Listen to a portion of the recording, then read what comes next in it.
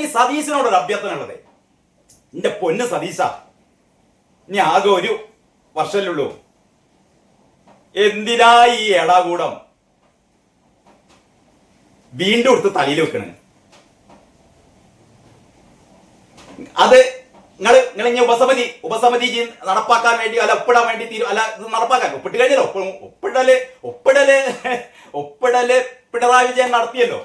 ഇനി ഇത് നിങ്ങൾ തുടരാൻ വേണ്ടി തീരുമാനിച്ചു കഴിഞ്ഞാൽ ഒരു കാലത്തും നിങ്ങളെ സ്വസ്ഥായിട്ടിരിക്കാൻ സമ്മതിക്കില്ല. നിങ്ങൾ ഇവിടെ എന്താ പറയാ മതേതരത്വം തകർത്തു, ഇവിടെ കാവ്യവൽക്കരണങ്ങൾ കൊണ്ടുവരികയാണ്, ഇവിടെ കാവ്യവൽക്കരിക്കുകയാണ്, ഇവിടെ ഹിന്ദുത്വ ആശയങ്ങൾ അടിച്ചേൽപ്പിക്കുകയാണ്. നിങ്ങളും മറ്റേ BJP തമ്മിലുള്ള ഡിങ്കോൾഫി ഇതൊക്കെ പറഞ്ഞുകൊണ്ടിരിക്കൂലേ കയറി അല്ലേ? പക്ഷേ നന്നായി വായിക്കുന്ന ഇവിടുത്തെ വിദ്യാർത്ഥികളെ കുറിച്ച് പ്രതീക്ഷയുള്ള, വിദ്യാർത്ഥികളുടെ ഭാവിയെ കുറിച്ച് ഉത്കണ്ഠയുള്ള VD സതീശൻ എന്ന മുഖ്യമന്ത്രിക്ക് PM ശ്രീ പദ്ധതി നടപ്പാക്കാൻ ആഗ്രഹം ഉണ്ടാവും. കാരണം VD സതീശന് വളരെ കൃത്യമായിട്ട് അറിയാം ഈ പദ്ധതി നല്ല പദ്ധതിയാണ്. ഈ പദ്ധതി കൊണ്ട് ഒരു കാവ്യവൽക്കരണവും ഇവിടെ ഉണ്ടാവില്ല എന്ന് VD സതീശന് വളരെ കൃത്യമായിട്ട് അറിയാം. VD സതീശന് മാത്രമല്ല, ഷംസുദ്ദീനും അറിയാം. ഷംസുദ്ദീനും അത്ര പൊട്ടനൊന്നുമല്ല, ഷംസുദ്ദീനും വളരെ കൃത്യമായിട്ട് അറിയാം. എന്താ PK കുഞ്ഞാലിക്കുട്ടി മോശമാണോ? കുഞ്ഞാലിക്കുട്ടിക്ക് അറിയാം. KM ഷാജിക്ക് എല്ലാവർക്കും അറിയാം ഈ പദ്ധതി വളരെ മികച്ച പദ്ധതിയാണ്. പക്ഷേ കേരളത്തിൽ CPM ഉണ്ടാക്കി വെച്ച ഒരു നറേറ്റീവ് ഉണ്ട്. എന്താണ്? PM ശ്രീ എന്ന് പറഞ്ഞാൽ കാവ്യവൽക്കരണമാണ്, ഹിന്ദുത്വ അജണ്ടയാണ്. ഇത് കുറെ കാലായി. നിങ്ങൾ നോക്കിയാൽ 12 വർഷമായി നരേന്ദ്രമോദി രാജ്യം ഭരിക്കാൻ തുടങ്ങിയിട്ട്. വിദ്യാഭ്യാസത്തിൽ എന്ത് കാവ്യവൽക്കരണമാണോ? എന്ത് കാവ്യവൽക്കരണം? എനിക്ക് മനസ്സിലായില്ല. എന്ത് കാവ്യവൽക്കരണമാണ് വിദ്യാഭ്യാസത്തിൽ ഇവിടെ സൃഷ്ടിച്ചത്? പിന്നെ നിങ്ങൾ കരുതുന്ന പോലെ ഇവിടെ ഔറംഗസീബിന്റെ മഹാത്മ്യങ്ങളും മുഗൾ രാജവംശത്തിന്റെ മഹാത്മ്യങ്ങളും മാത്രം പഠിപ്പിച്ചാൽ മതി എന്ന് പറയുന്നതിൽ ഒരു കാര്യമില്ല. എല്ലാം പഠിപ്പിക്കണം. നിങ്ങൾ പഠിച്ചില്ലെങ്കിലും പുതിയ കുട്ടികൾ ഇതൊക്കെ പഠിക്കണോ? കുട്ടികൾ പാഠഭാഗങ്ങൾ മാത്രമല്ല പഠിക്കുന്നത്, അതിന്റെ പുറമെ സോഷ്യൽ മീഡിയയില്, നമ്മുടെ ഇന്റർനെറ്റില് എല്ലാ കാര്യങ്ങളും കുട്ടികൾക്കറിയാം. നിങ്ങൾ എന്നിട്ട് വെറുതെ ഈ ചപ്പടാച്ചി പരിപാടി കഴിഞ്ഞ ദിവസം മറ്റേ കാരശ്ശേരി മാഷൊക്കെ പറയുന്നുണ്ടോ, ഹിന്ദുത്വ വരുന്നു, കാവ്യവൽക്കരണം വരുന്ന മാഷേ. ഇതൊക്കെ പഴയ കഥയല്ല മാഷേ. എന്ത് ഹിന്ദുത്വം, എന്ത് കാവ്യവൽക്കരണം? ഇത് സതീശനോട് ചോദിച്ചാൽ മതി. സതീശൻ നേരത്തെ തന്നെ തെലങ്കാനയിലെ മുഖ്യമന്ത്രിയോടും കർണാടകത്തിലെ മുഖ്യമന്ത്രിയോടും ഒക്കെ ചോദിച്ചിരിക്കുന്ന ആ 2 മുഖ്യമന്ത്രിമാരെ ഇത് വളരെ ഭംഗിയായിട്ട് നടപ്പിലാക്കുന്നുണ്ട്. അവിടെ വല്ല ഹിന്ദുത്വവൽക്കരണോ, അവിടെ വല്ല കാവ്യ ഭീകരതയോ ഉണ്ടായിട്ടുണ്ടോ എന്നൊക്കെ ചോദിച്ചിട്ടുണ്ടോ? ഒരു പറഞ്ഞിട്ടുണ്ട്. ഒരു പ്രശ്നം ഇവിടെ ഇല്ല. കാരണം ഇതിനെ പഠിപ്പിക്കാനുള്ള സ്കൂളുകളൊക്കെ നമ്മൾ തന്നെയാണ് തിരഞ്ഞെടുക്കുന്നത്. ഇതിലെ സിലബസിലും നമുക്ക് ഇടപെടാം. ഏത് പാഠഭാഗങ്ങൾ പഠിപ്പിക്കേണ്ട എന്ന് പറഞ്ഞാൽ നമുക്ക് തീരുമാനിക്കാം. പക്ഷെ ഇതിനൊരു സിസ്റ്റം ഉണ്ട്, ഇതിനൊരു കരിക്കുലം ഉണ്ട്. അതൊക്കെ നമ്മൾ അതിനനുസരിച്ച് ഫോളോ ചെയ്യണം. അവർക്ക് ആവശ്യമായ എല്ലാവിധ അടിസ്ഥാന സൗകര്യങ്ങളും കൊടുക്കും. പുതിയ വിദ്യാഭ്യാസ സമ്പ്രദായം ഈ സ്കൂളുകൾ ഒരു മാതൃകാ രീതിയിൽ എന്താ പറയാ വളർത്തിക്കൊണ്ടുവരും. അത് സംസ്ഥാനത്തിന് മൊത്തം മാതൃകയാവും. തുടങ്ങിയ കാര്യങ്ങളൊക്കെ അവർ പറഞ്ഞു കൊടുത്തിട്ടുണ്ട്. അതുകൊണ്ടാണ് സതീശൻ ഈ പദ്ധതി നടപ്പിലാക്കണം എന്ന ആഗ്രഹത്താൽ അതിന്റെ കൂടെ പൈസ വരികയാണെങ്കിൽ അതും വരട്ടേനെ. എന്താ അത്ര മോശമാണോ 1500 കോടി രൂപ കിട്ടുക എന്ന് പറഞ്ഞാൽ? അപ്പൊ പിണറായി വിജയൻ ഒരൊറ്റ ദുഷ്ടലാക്കേ ഉള്ളൂ. അതായത് പദ്ധതി നടപ്പിലാക്കി കഴിഞ്ഞാൽ 1500 കോടി കിട്ടും. അങ്ങനെ കിട്ടിയിട്ട് സതീശൻ സൂഹിക്കണ്ട. പിന്നെ വേറൊന്ന്, ഈ അൽക്കുത്ത് പിള്ളേർ ഇതൊന്നും പഠിക്കണ്ട. ഇവരൊക്കെ ഇത് പഠിച്ച് PM ശ്രീ പദ്ധതിയും ദേശീയ വിദ്യാഭ്യാസ പദ്ധതിയും ഒക്കെ നമ്മുടെ കുട്ടികളെല്ലാവരും ആ രീതിയിൽ വിദ്യാഭ്യാസം, വളരെ കാര്യക്ഷമമായ ഒരു വിദ്യാഭ്യാസം കേരളത്തിൽ ഉണ്ടായ പിന്നെ അവർക്ക് മുദ്രാവാക്യം വിളിച്ച് ഇൻകുലാബ് സിന്ദാബാദ്, എന്താണ് അച്ഛനില്ല നേരത്ത് അമ്മക്കുണ്ടായ പട്ടികളെ, അങ്ങനെ മുദ്രാവാക്യം വിളിച്ച് ചിന്താ ജെറോമിന്റെ പിന്നാലെ നടക്കാൻ പിന്നെ ഇവർക്ക് ആളെ കിട്ടില്ല. അത്രയേ ഉള്ളൂ. അപ്പോൾ ആർക്കാണ് ഈ ഇരട്ടത്താപ്പ് എന്ന് നിങ്ങൾക്ക് മനസ്സിലായല്ലോ അല്ലെ? അത്ര മതി. എല്ലാവർക്കും നമസ്കാരം. വാർത്താവിശേഷങ്ങളുടെ പുതിയൊരു എപ്പിസോഡിലേക്ക് സ്വാഗതം. പിണറായി വിജയന് ഉളുപ്പില്ല എന്ന് നമുക്ക് എല്ലാവർക്കും അറിയാം. ഉളുപ്പില്ലാത്ത കേരളത്തിൽ ഒരുപാട് രാഷ്ട്രീയ നേതാക്കന്മാരുണ്ട്. അതിൽ ഒന്നാമൻ പിണറായി വിജയനാണ്. എന്ത് പറയാൻ പാടില്ല. ഈ മനുഷ്യന് ആരെങ്കിലും ഒന്ന് പറഞ്ഞു കൊടുത്തു. ഇത്രയും ബുദ്ധിയില്ലാത്ത ആൾക്കാരാണ് ഈ CPM മുഴുവനുള്ളത്. ഇയാൾ പറയുന്ന ഒരു കാര്യം കേട്ടാലേ നമുക്ക് തന്നെ നാണം തോന്നും. ഇയാൾക്ക് എന്നിട്ട് ഒരു നാണും മാനും ഇല്ലാതെ ഫേസ്ബുക്കിൽ ഇട്ട് കണ്ട് ഇങ്ങനെ അലക്കുക. മനുഷ്യന്മാർ ചിരിക്കില്ലേ? മനുഷ്യന്മാരെന്ന് പറഞ്ഞ ഈ അന്തം കമ്മികൾ വരെ അവര് വരെ ചിരിക്കും. ഈ പൊട്ടനെയാണല്ലോ വീണ്ടും പ്രതിപക്ഷ നേതാവാക്കിയത് എന്നും പറഞ്ഞിട്ട് ആയ കാലത്ത് ഭരിക്കുന്ന കാലത്ത് ചെയ്തു കൂട്ടിയ തെറ്റുകൾ, തോന്നിയാസങ്ങൾ, തെമ്മാടിത്തങ്ങൾ, ഇതൊക്കെ എന്താ പറയാ, പാർട്ടി വരെ പറഞ്ഞ് ചെയ്തത് മുഴുവൻ തെമ്മാടിത്താണ്. എന്നാ തന്നെ ഈ മനുഷ്യനൊന്ന് നന്നാവണ്ടേ അല്ലേ? ഇപ്പോഴും പഴയ പോലെ തന്നെ പഴയ കാര്യങ്ങൾ ഇങ്ങനെ പറഞ്ഞിട്ട് സ്വയം നാറുക. എത്ര നാറിയാലും ഇതിങ്ങൾക്കൊന്ന് സ്വന്തം ശരീരത്തിന്റെ നാറ്റം അത് മനസ്സിലാക്കാനുള്ള കഴിവ് ഈ പറയുന്ന കാരണഭൂതത്തിനില്ലേ? ഞാൻ ഇത്രയൊക്കെ പറയാൻ കാരണേ, ഇതാ ഇപ്പൊ കാരണഭൂതത്തിന്റെ ഒരു ഫേസ്ബുക്ക് പോസ്റ്റാണ്. അതിലെന്താ പറയുന്നത് അറിയോ? PM ശ്രീയിൽ UDF സർക്കാരിന് ഇരട്ടത്താപ്പ് എന്ന് പ്രതിപക്ഷ നേതാവ് പിണറായി വിജയൻ നല്ല മുതലാ പറയുന്നത്. PM ശ്രീ വിഷയത്തിൽ UDFന് ഇരട്ടത്താപ്പ്. UDFന് ഇരട്ടത്താപ്പാണോ ഒറ്റത്താപ്പാണോ എന്ന് അവിടെ നിൽക്കട്ടെ. ഈ PM ശ്രീ പദ്ധതി കേരളത്തിൽ ഇങ്ങനെ ഒരു വിവാദ വിഷയമാവാൻ കാരണം എന്താ? പറ, പിണറായി വിജയൻ തന്നെ പറ. എന്തുകൊണ്ടാണ് PM ശ്രീ പദ്ധതി കേരളത്തിൽ വിവാദ വിഷയമാക്കിയത്? ഇന്ത്യ മഹാരാജ്യത്ത് കേരളം, തമിഴ്നാട് ഈ 2 സംസ്ഥാനങ്ങൾ ഒഴികെ ബാക്കി മുഴുവൻ സംസ്ഥാനങ്ങളും PM ശ്രീ പദ്ധതിയിൽ ഒപ്പുവെച്ചു. PM ശ്രീ പദ്ധതി നടപ്പിലാക്കിക്കൊണ്ടിരിക്കുകയാണ്. ഇതിൽ കോൺഗ്രസ് ഭരിക്കുന്ന സംസ്ഥാനങ്ങളുണ്ട്, മറ്റ് രാഷ്ട്രീയ പാർട്ടികൾ ഭരിക്കുന്ന സംസ്ഥാനങ്ങളുണ്ട്, BJP ഭരിക്കുന്ന സംസ്ഥാനങ്ങളുണ്ട്. അപ്പം നമ്മുടെ രാജ്യത്തെ തമിഴ്നാടും കേരളവും ഒഴികെയുള്ള മറ്റെല്ലാ സംസ്ഥാനങ്ങളും PM ശ്രീ പദ്ധതി നടപ്പാക്കുന്നു. കേരളം നടപ്പാക്കാൻ പറ്റില്ല. അതാണ് ആര് പറയുന്നത്? ഇപ്പൊ നമ്മുടെ ഈ പറയുന്ന പിണറായി വിജയൻ പറയുന്നത് കേരളത്തിൽ നടപ്പാക്കാൻ ഞങ്ങൾ സമ്മതിക്കില്ല. ധാരാ നടപ്പാക്കാൻ പോകുന്നത്?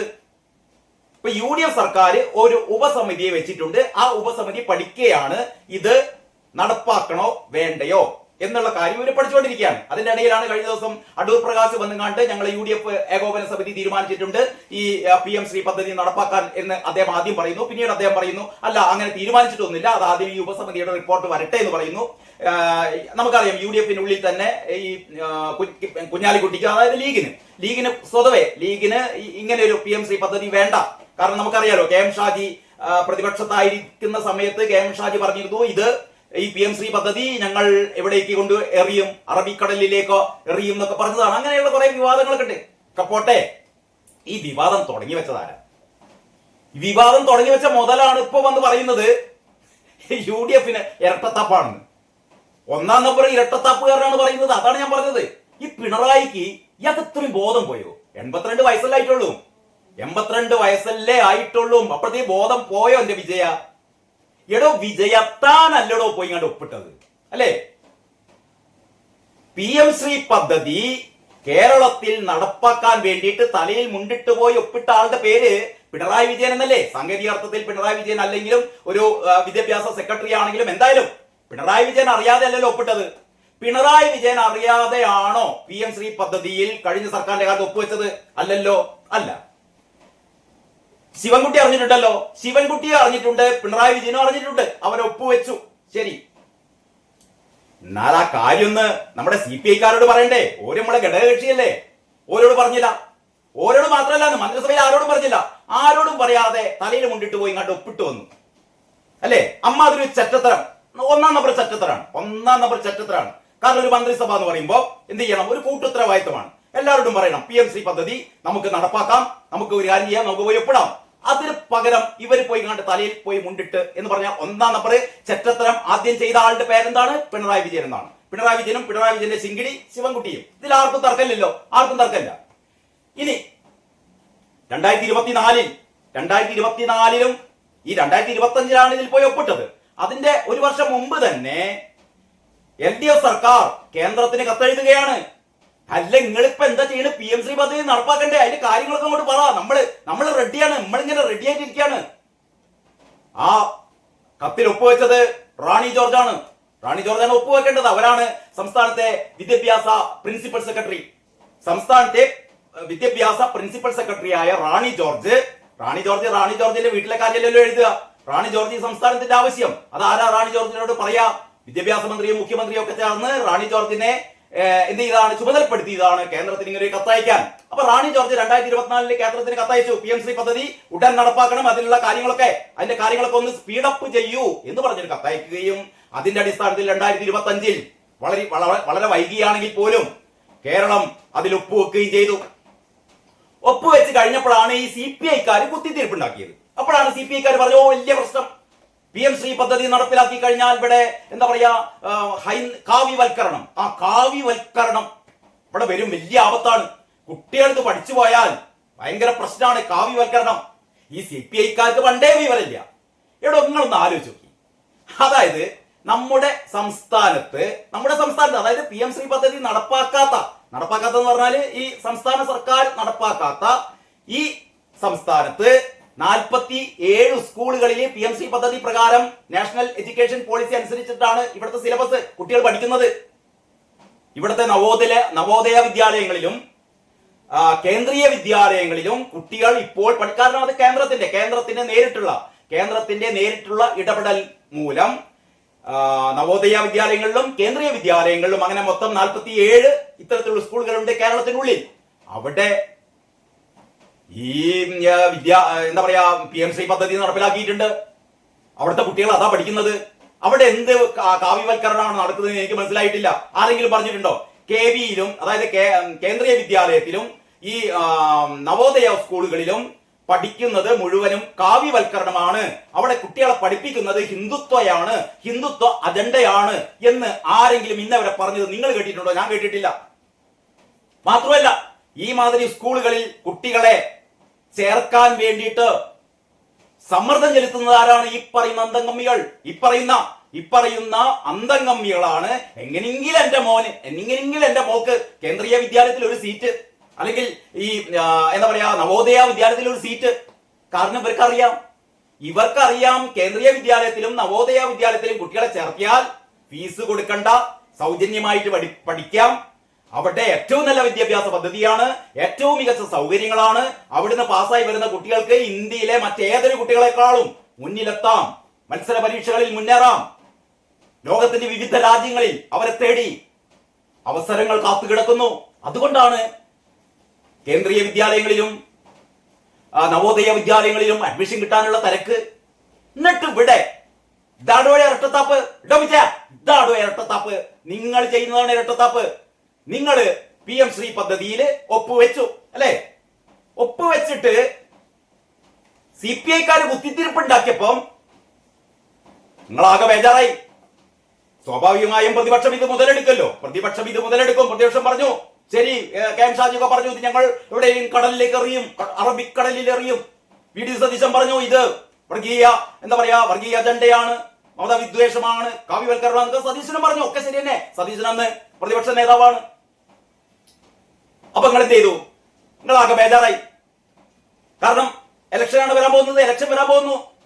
മുസ്ലിം വോട്ടുകൾ നിങ്ങൾക്ക് കിട്ടണം. നിങ്ങൾ കാവ്യവൽക്കരണം നടപ്പാക്കുമെന്ന് പറഞ്ഞാൽ മുസ്ലിങ്ങൾ വോട്ട് ചെയ്യില്ല എന്നാണ് നിങ്ങൾ കരുതിയത്. ഇവിടുത്തെ മുസ്ലിങ്ങൾക്കൊക്കെ വിവരമുണ്ടോ? നിങ്ങൾ പോയി അന്വേഷിച്ച് നോക്ക്.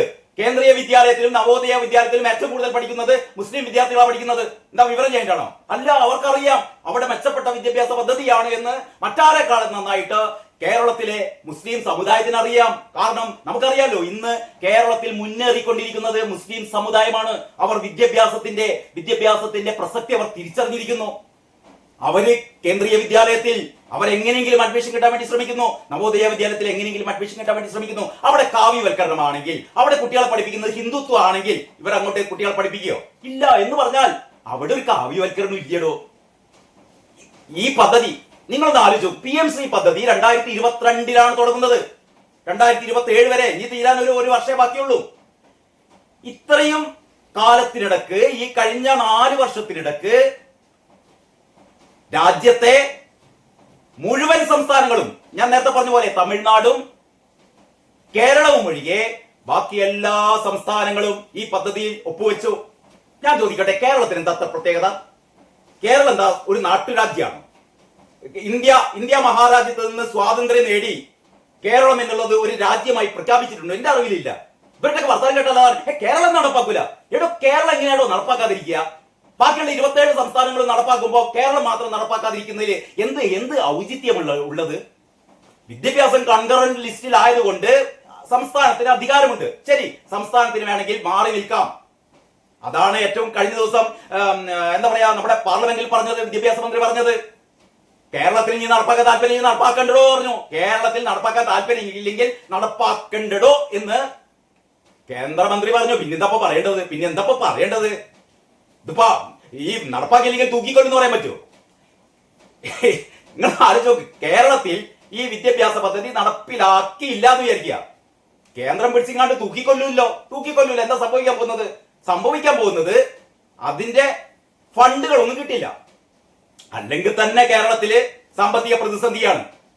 ഇപ്പേരില് 1500ഓളം കോടി എന്ന് പറഞ്ഞാൽ കേരളത്തിനെ സംബന്ധിച്ചിടത്തോളം ഏറ്റവും വലിയ കാര്യമാണ്.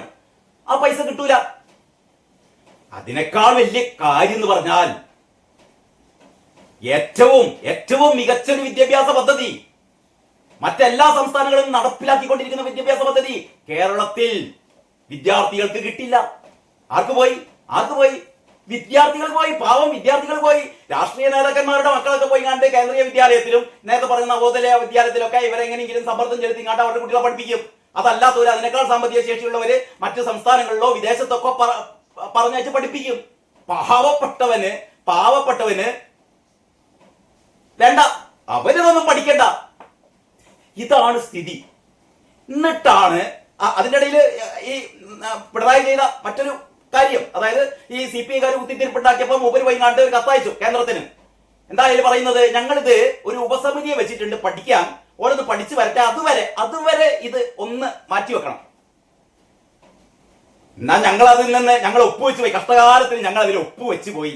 എന്താ ചെയ്യാ? മനുഷ്യന്മാരല്ലേ, തെറ്റ് പറ്റൂലേ? ഞങ്ങൾക്ക് അങ്ങനെ തെറ്റ് പറ്റി ഒപ്പുവെച്ച് പോയി. ഞങ്ങളിതാ ആ ഒപ്പ് ഞങ്ങളിതാ അങ്ങോട്ട് പിൻവലിക്കുന്നു. ഞങ്ങൾ ഈ പദ്ധതിയിൽ നിന്ന് ഞങ്ങൾ പിന്മാറുന്നു എന്ന് പറഞ്ഞിട്ട് കത്തണ്ടാക്കണ്ടേ? അങ്ങനെയാണെങ്കിൽ ഇല്ല. കാരണം എന്താണെന്നറിയോ? ആ MOUയില് ഒരു വരിയുണ്ട്. കാരണം ഈ പദ്ധതിയിൽ നിന്ന് ഏകപക്ഷീയമായി ഒരു സംസ്ഥാനത്തിനും എന്ത് ചെയ്യാൻ പറ്റില്ല, പിന്മാറാൻ പറ്റില്ല. കേന്ദ്രത്തിന് വേണമെങ്കിൽ 30 ദിവസത്തെ നോട്ടീസ് അയച്ചിട്ട് കേന്ദ്രത്തിന് വേണമെങ്കിൽ ആ സംസ്ഥാനത്തെ ഒഴിവാക്കി കൊടുക്കാം. അതല്ലാതെ സംസ്ഥാനം വിചാരിച്ചാൽ ഈ പദ്ധതിയിൽ നിന്ന് ഒഴിവാക്കാൻ പറ്റില്ല എന്ന് ആ MOUവിൽ ഒരു ക്ലോസ് ഉണ്ട്. അതുകൊണ്ട് പിന്മാറാം അല്ലെങ്കിൽ പിന്മാറുകയാണ് എന്ന് പിണറായി വിജയൻ ഒരിക്കലും പറയാൻ പറ്റില്ല. അതുകൊണ്ടാണ് മൂപ്പര് ക്യാപ്റ്റൻ അബയൻസ്, താൽക്കാലികമായി ഇതൊന്നും മരവിപ്പിക്കണം. താൽക്കാലികമായി കേട്ടോ. ഞങ്ങളൊരു ഉപസമിതി ഉണ്ട്. ഉപസമിതി ഇപ്പം പറയും. എവിടെ പറയാൻ? ഉപസമിതി പറഞ്ഞില്ല. അപ്പോഴത്തേക്ക് തെരഞ്ഞെടുപ്പ് വന്നു. UDF അധികാരത്തിലെത്തിയപ്പോ എന്നാ പിന്നെ UDFകാർക്ക് അന്നേ ഞങ്ങൾ പറഞ്ഞതാണ് ഈ PMC പദ്ധതി വേണ്ട, അത് കാവ്യവൽക്കരണമാണ്, ഹിന്ദുത്വമാണ് എന്നൊക്കെ അഭിപ്രായം ഉണ്ടെങ്കിൽ VD സതീശൻ ചെയ്യേണ്ടത് വേണ്ട, പണ്ടാ നടക്കാൻ അത് വേണ്ട, ആകെ ഒരു കൊല്ലമല്ലേ ബാക്കിയുള്ളൂ, അത് വേണ്ട എന്ന് വെച്ച് അതിന്റെ മേലെ തൊടാതിരിക്കായിരുന്നു. പക്ഷെ ഇവര് തൊട്ടപ്പോ നമ്മൾ വിചാരിച്ചത് നല്ല കാര്യം, നമ്മളെ കുട്ടികൾ രക്ഷപ്പെടട്ടെ, മാത്രമല്ല പൈസ കിട്ടട്ടെ, ഒരു 1500 കോടി കിട്ടിയ നടന്ന നല്ല കാര്യമല്ലേ. അങ്ങനെയാണ് ഇവരെന്ത് ചെയ്യുന്നത്? ഇവർക്ക് ധൈര്യമില്ല. അതുകൊണ്ടാണ് ഇവരൊരു ഉപസമിതിയൊക്കെ വെച്ച് അതിന്റെ മേലെ അടയിരിക്കാൻ തുടങ്ങിയത്.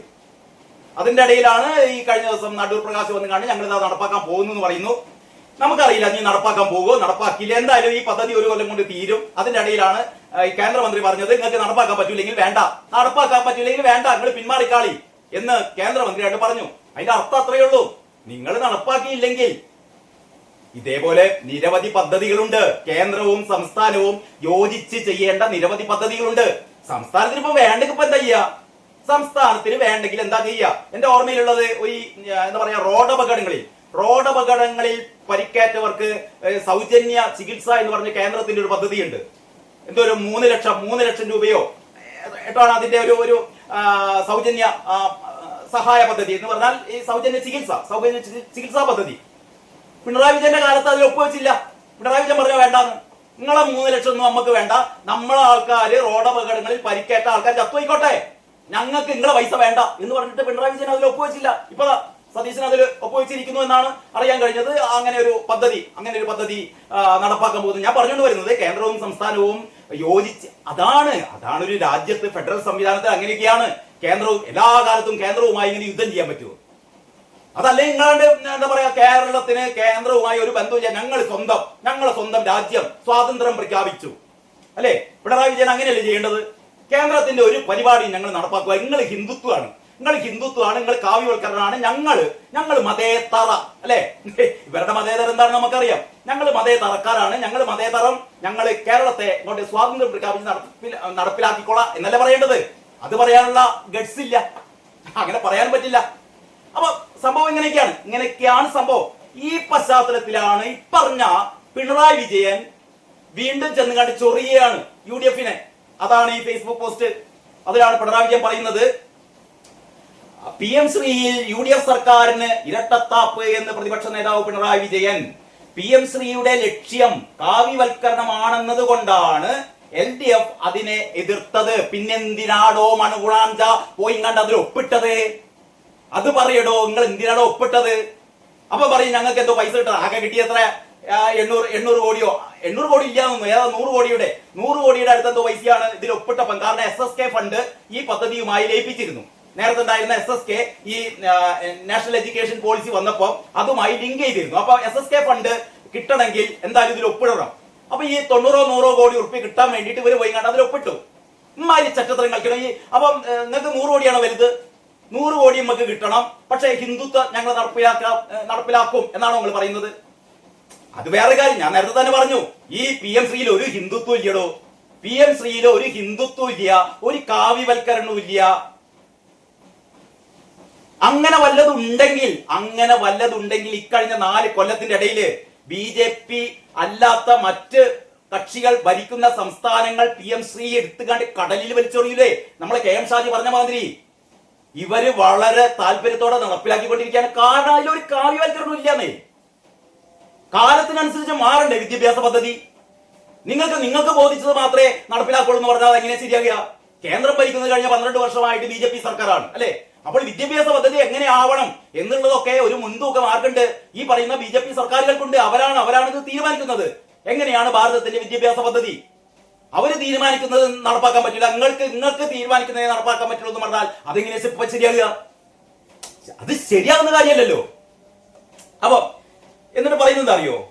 PM ശ്രീ പദ്ധതിയിൽ നിന്ന് പിന്മാറാൻ യാതൊരു തടസ്സവുമില്ലെന്ന് കേന്ദ്ര സർക്കാർ തന്നെ വ്യക്തമാക്കിയിട്ടുണ്ട്. പിണറായി പറയാണ്, PM ശ്രീ പദ്ധതിയിൽ നിന്ന് പിന്മാറാൻ യാതൊരു തടസ്സവുമില്ലെന്ന് കേന്ദ്ര സർക്കാർ തന്നെ വ്യക്തമാക്കിയിട്ടുണ്ട്. എന്നിട്ടും PM ശ്രീ നടപ്പാക്കണമെന്ന് എന്തിനാണ് ഇത്ര വാശി എന്നാ ചോദിക്കുന്നത്? എടോ, പിന്മാറാൻ അങ്ങനെ ഒരു ഓപ്ഷൻ നിങ്ങൾക്കും പിന്മാറിക്കൂടെ ഇരുന്നടോ? നിങ്ങൾ ക്യാപ്റ്റൻ അബേൻസ്മെന്റ് എഴുതിയത് ഞങ്ങൾ ഇതാ ഇന്ന് വിഡ്രോ ചെയ്യാമെന്നാണ് പറഞ്ഞാൽ പോരെ? അത് പറഞ്ഞില്ല. ഇത് പറയും ക്യാപ്റ്റൻ അബേൻസ്. അങ്ങനെ പറയാൻ അന്ന് നിർവാഹം ഉണ്ടായിരുന്നുള്ളൂ, അന്നും ഇന്നും എന്നും. പിന്നെ നിങ്ങൾ ചെയ്ത മാതിരി പൈസ വാങ്ങി പുട്ടടിക്കുക. ആ പരിപാടി സതീശന് അറിയില്ല. അത്രയേ ഉള്ളൂ. സതീശന് നിങ്ങളെ മാതിരി പൈസ, അതാണല്ലോ നമ്മളെ സ്വരാജ് പറഞ്ഞത്. നമ്മൾ കേട്ടല്ലോ, ഞങ്ങൾ PM ശ്രീ പദ്ധതിയിൽ ഒപ്പുവെച്ചത് ഈ പദ്ധതി നടപ്പിലാക്കാനല്ല. ഇവനൊക്കെ അന്നേരം പൂച്ചണ്ടതല്ല ഇവനെ. കേന്ദ്രത്തിന്റെ ഒരു പദ്ധതിയിൽ ഒപ്പുവെക്കുക, എന്നിട്ട് ഉളുപ്പ് മാറില്ല പറയാണ് ഞങ്ങൾ ഒപ്പുവെച്ചെന്തിനാ? പദ്ധതി നടപ്പാക്കാനൊന്നും അല്ലാതെ. ഇങ്ങനെ പറയുന്ന ഒരു നേതാവ്, ഓനെയാണ് ഇപ്പം ഇവിടെ പാർട്ടി സെക്രട്ടറി ആകാൻ വേണ്ടിയിട്ട് കുറെ ആൾക്കാർ ഇങ്ങനെ എന്ത് ചെയ്യുന്നത്, ഒപ്പുശേഖരണം നടത്തുന്നത്. ഗോവിന്ദ മാഷ് വേണ്ട, പകരം ആര് വരട്ടെ? സ്വരാജ് വരട്ടെ. നല്ല സ്ഥിതിയായി. ഗോവിന്ദ മാഷ് എങ്ങനെയെങ്കിലും തട്ടിമുട്ടി പാർട്ടിനെ ഈ രീതി വരെ എത്തിച്ചു, കുഴിന്റെ അടുത്ത് വരെ എത്തിച്ചു. ഇനി അതിന്റെ ഉള്ളിലേക്ക് തള്ളിയിട്ടിട്ട് അതിന്റെ മേലെ മണ്ണ് ഇട്ട് നകത്തി ഒരു ഓർമ്മക്കുറിപ്പ് വെച്ചാൽ മതി. ഇതാ ചരമം 3-ാം തീയതി. അത് സ്വരാജ് ചെയ്തോളും, സ്വരാജിനെ പാർട്ടി സെക്രട്ടറി ആക്കിയാൽ. ഇനി എന്നിട്ടും PM ശ്രീ നടപ്പാക്കണമെന്ന് എന്താണ് ഇത്ര വാശി? മുഖ്യമന്ത്രിയും വിദ്യാഭ്യാസ മന്ത്രിയും നിലപാട് മാറ്റത്തിന്റെ കാരണം വിശദീകരിക്കണമെന്നും പിണറായി പറഞ്ഞു. ഇതാ ഞാൻ പറഞ്ഞു ഉളുപ്പില്ലാന്ന്. സതീശനും വിദ്യാഭ്യാസ മന്ത്രിയും ഷംസുദ്ദീനും പറയണത്രേ എന്താ നിലപാട് മാറ്റത്തിന് കാരണം. അപ്പോഴാണ് ജനങ്ങൾ മുഴുവൻ തിരിച്ചു ചോദിക്കുന്നത്, എടോ വിജയ, അന്റെ നിലപാട് മാറ്റത്തിന് എന്താടോ കാരണം? ഒപ്പിട്ട് വന്നിട്ട് ക്യാപ്റ്റൻ അബേൻസ് വെക്കാൻ എന്താടോ കാരണം? എന്ന് ജനങ്ങൾ മൊത്തം ചോദിക്കുകയാണ്. യാതൊരു പ്രശ്നമില്ല, യാതൊരു പ്രശ്നമില്ല, ഉളുപ്പില്ലല്ലോ. ഉളുപ്പില്ലാത്തോണ്ട് ഒരു പ്രശ്നമില്ല. ആസനത്തിൽ ആല് മുളച്ചാൽ അതും പിണറായിക്ക് തണല്. അതാണ് പുതിയ എന്താ പറയാ പഴഞ്ചൊല്ല്, പുതിയ പഴഞ്ചൊല്ല് കേട്ടോ. പഴഞ്ചൊല്ല്, യഥാർത്ഥ പഴഞ്ചൊല്ല്. ആസനത്തിൽ ആല് മുളച്ചാൽ നാണമില്ലാത്തവന് അതൊരു തണൽ. ഇപ്പൊ നമുക്ക് പറയാം, ആസനത്തിൽ ആല് മുളച്ചാൽ പിണറായിക്കും അതൊരു തണല്. പിണറായിക്ക് മാത്രമല്ല, സ്വരാജിനും അത് തണല്, ശിവൻകുട്ടിക്കും അത് തണല്, ഇമ്മാതിരി എല്ലാ മണുകൂണാഞ്ചന്മാർക്കും അതൊരു തണല്. ആ തണലത്തിരുന്നു കൊണ്ട് ഇവര് സതീശനെ ചൊറിയുകയാണ്.